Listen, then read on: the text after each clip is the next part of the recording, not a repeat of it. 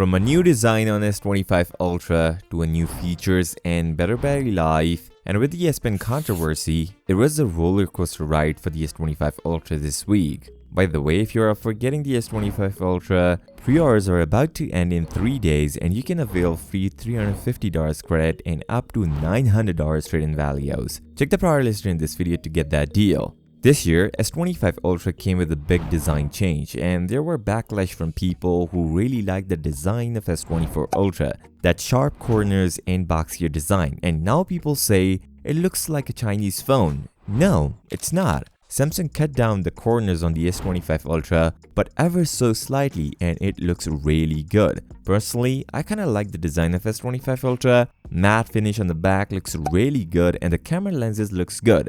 Only problem is the dust, which we can work around. Now honestly, when I saw S25 Ultra in renders, I hate this camera design. But the more I see it, the more I like this design, and it is a personal choice. Maybe you like the S24 Ultra design more than the S25 Ultra. Also, I have to mention, the sides are flat, which gives us a better grip, and there is no mention which grade they use, which means they are still using the grade 2 titanium. Now I mentioned grade 2 because in Galaxy Unpack, Samsung mentioned pure titanium, which is obviously grade 2, instead of grade 5 used in the iPhones. Now just in case if you're up for buying S25 Ultra, this is the right time, as only 3 days left for getting the big pre-order deals and up to $900 trade-in values, which you can avail from prior listed in this video. The second thing which also caught our attention was the display of S25 Ultra. Sure, even before the launch we know Samsung is not using the M14 panel, but the most important thing, Samsung fixed all display issues which we saw on S24 Ultra.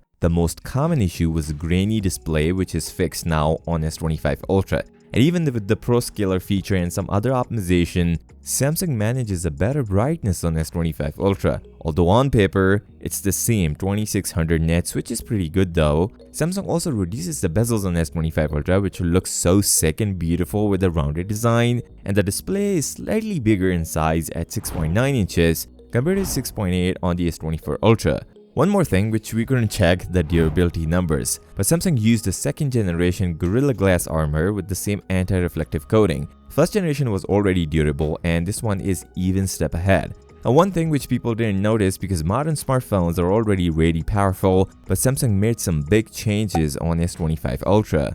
S25 Ultra, an entire generation including the Plus and the base model S25, came with the Snapdragon 8 Elite chipset, and if you're confused, then don't, there is no Exynos processor this year for the S25 series. The overclocked version of Snapdragon 8 Elite already uploaded on Geekbench for the S25 Ultra. As we know, S25 Ultra will going to feature Snapdragon 8 Elite made for Galaxy processor, and here are the Geekbench scores. It scores 3011 single-core score and 9562 multi-core scores. Yes, it scores less than 10,000 mark, but with later optimization we can see over 10,000 mark. The key thing is here, the base clock speed is same as the normal Snapdragon 8 Elite at 3.53 GHz, but the two high-performance cores are overclocked, at 4.47 GHz instead of 4.32 GHz. I believe we don't see much of a big difference between the performance of a normal Snapdragon 8 Gen 3 and an overclocked one. Also keep in mind, the 16 gigs of RAM option for the S25 Ultra is not available worldwide. That is a big downside we didn't expect it from S25 Ultra, and it is only available in selected countries. Before talking about the battery, there are 3 concerns from the people about the S25 Ultra which I shared yesterday, but I believe I should address them here. Even before the launch, we already confirmed Samsung is going to remove a Bluetooth functionality from S Pen on S25 Ultra. And with that, you're no longer able to use S Pen as a shutter button or use the air gestures on the S25 Ultra. And this happens because Samsung removed a battery from S Pen and there is no charging space inside of a phone to actually charge your S Pen from S25 Ultra. And if you think, can you use S24 Ultra S Pen? You can, but how would you charge that? And the new S Pen on the S25 Ultra is lighter compared to the S Pen on the S24 Ultra because no battery in it. Now, according to Samsung, there is less than 1% of the users actually use the S Pen gestures, and they saw no point of adding this feature in the S25 Ultra. Doesn't make any sense though, because even in my previous videos, bunch of people commented on my videos, they want this feature yet not here. There are two more reasons, but before that, if you're up for getting the S25 Ultra, then this is the right time as Samsung is offering big priority deals, which you can check from our prior listed in this video. The second reason is kinda big one, and I would have to back this statement. Samsung's worst decision of going for 12 gigs of RAM on the S25 Ultra. I mean, are you guys serious? Cost-cutting strategy at its peak. Now, I know not a lot of people use this much RAM, but having an extra RAM option is always welcome, since other competitors offer such features in their phones. Now, even bad thing is, Samsung offers 16 gigs of RAM in S25 Ultra, but in selected regions. Why? This shouldn't happen. Even now, the base and the Plus model of S25 both gets a 12 gigs of RAM. So basically, there's no difference in performance in all three devices. The third one is not a missing feature, but people really want an update: the battery size of S25 Ultra. This year, every brand gave us the bigger batteries, being OnePlus or Vivo, and they opted for different battery technology. But while looking at the battery results of 5000 mAh battery and a 45W fast charger, I'm kinda surprised with how well Samsung manages the battery life on the S25 Ultra. Even the battery test proves it. So I've got two different battery tests to share, which will give you a better idea how it will perform against the iPhone 16 Pro Max and how it will drain battery in a normal usage. Now, the first test was from my fellow YouTuber Matt Tech Talk, and he got a pretty useful insights, running Geekbench 6, Geekbench AI test, 3D Wildlife Extreme, 3D Ray Tracing, and T2 Benchmark, disk speed test, and thermal management test. Both phones perform exceptionally well in this battery drain test. Samsung was a little bit ahead in this battery test because it has no SIM card in it, where the iPhone got a cellular connection. But after this test ends, the iPhone 16 Pro Max was at 78%, while the S25 Ultra at 79%, bare minimum difference between both devices. I would say Samsung did a great job of optimizing the Snapdragon 8 Elite, but I've seen some discrepancies with his test. While tracking his test, the battery was different with the different tests, so I don't know how did he manage to get these results. But the second one is a real test from another fellow YouTuber. But if you're up for the S25 Ultra, this is the right time. Samsung is offering massive priority deals, which you can check from a prior listed in this video. The second test was done by none other than Ben from Lover of Tech. Now, he put to test S25 Ultra, iPhone 16 Pro Max, and the S24 Ultra. Due to his hard efforts he put in for the 8 hours live stream for the battery test of S25 Ultra, I don't want to spoil his video, but I'll give you an idea of how each phone performed, and I'm kinda surprised, since S25 Ultra performed much better compared to a brand new S24 Ultra. I mean, he used a brand new S24 Ultra for this test. But I have to say, S25 Ultra still falls short of the iPhone 16 Pro Max, but it is great to see for the first time Samsung manages to cross the 7 hours mark. Although Samsung go with the same 5000 mAh battery and a 45W fast charger, but manages both things better. Even S25 Ultra charges quicker compared to the S24 Ultra. Not a whole lot, but there's a significant difference between the S25 and the S24 Ultra. Now, these are the battery test numbers, but I've also got the camera test between the iPhone and the S25 Ultra.